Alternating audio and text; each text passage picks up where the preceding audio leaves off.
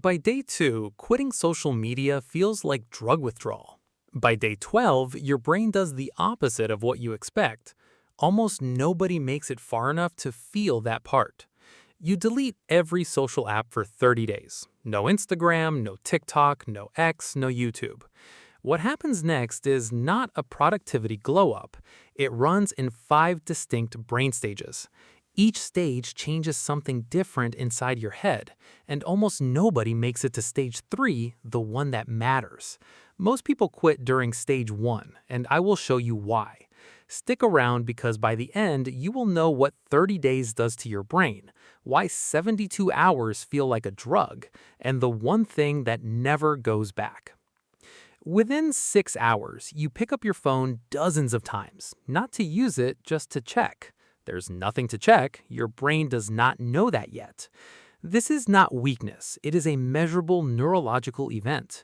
Researchers at the University of Bath found 1 week off social media improved well-being, but the path there ran straight through withdrawal. Irritability, restlessness, the constant urge to check something that is no longer there. These are real withdrawal symptoms, and they have a cause that goes back years before you deleted a thing. Every time you opened Instagram or TikTok, your brain got a small hit of dopamine, the chemical of anticipation, not pleasure. Your phone became a slot machine you carry in your pocket. Take the slot machine away and your brain does not celebrate. It panics. It thinks a reward source has vanished, and it sends you to the empty pocket to look for it. Day 2 is the worst. You feel twitchy. You feel bored in a way you have not felt since you were 12. You clean things that do not need cleaning. Around day 3, it gets strange. You start hearing notification sounds that are not there. Your hand keeps moving toward a pocket that is empty. The phantom phone is a withdrawal effect. This is where most people quit. They mistake the discomfort for proof that social media was never the problem. The truth is the reverse. The discomfort is the problem, finally showing itself. First, the thing most people get wrong about dopamine. The goal was never to have more. The goal is a stable baseline. Social media does not raise yours. It crashes it. It crashes your baseline so far down that normal life feels gray. A quiet afternoon, a real conversation, a meal. All of it dimmed next to the feed you just left.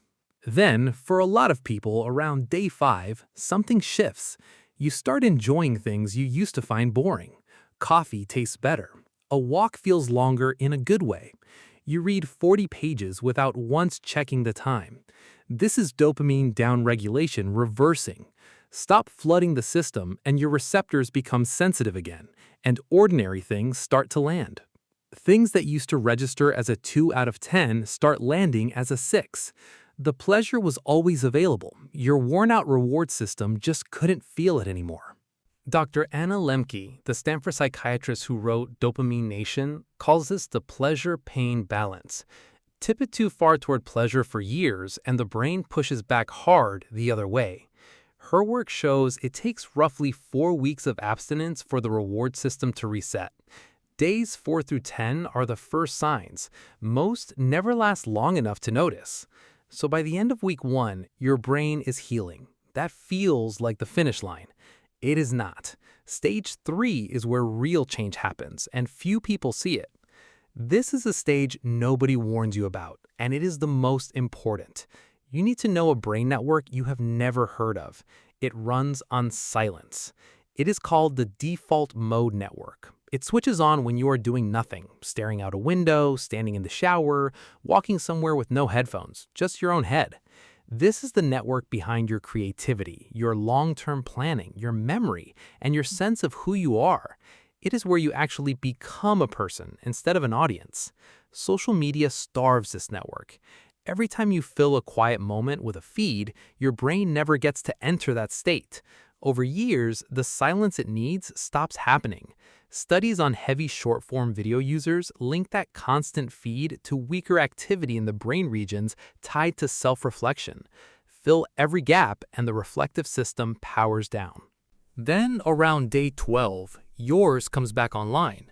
Ideas start showing up unprompted. You will be making breakfast and suddenly understand the problem you have been stuck on for weeks. You start having your own thoughts again, instead of reactions to everyone else's. This is the moment people describe as their head finally going quiet, then filling with something that is theirs. Stop for a second because this is the part that matters most. Everything so far has been about what your brain gets back. Now sit with what it was losing all along.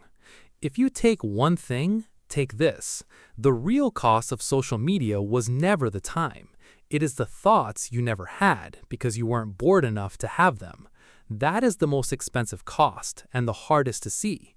You only notice your inner voice was gone when it comes back. Then it exposes the next thing scrolling broke. The next thing is your attention span. Researcher Gloria Mark at UC Irvine found the average focus on a screen has collapsed to 47 seconds. Not 5 minutes, not 2. 47 seconds. None of this means you're broken. Your brain got efficient at processing tiny bursts because tiny bursts are what you trained it on for years. And that adaptation that broke your focus can run in reverse. Train it on tiny bursts and it shrinks. Take the bursts away for a few weeks and it stretches out. Around day 21, you sit down to read and finish an entire chapter without your mind drifting once. For most people, that has not happened in years. The muscle is genuinely back. There is a physical reason this works. Your prefrontal cortex, the part that runs focus and impulse control, is expensive to operate.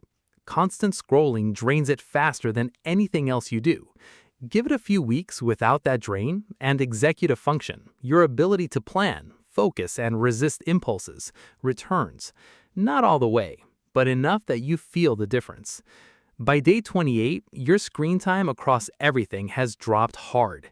Not because you are forcing it, because you genuinely do not want it anymore. The pull is gone. By now, you might think you are cured, safe, immune.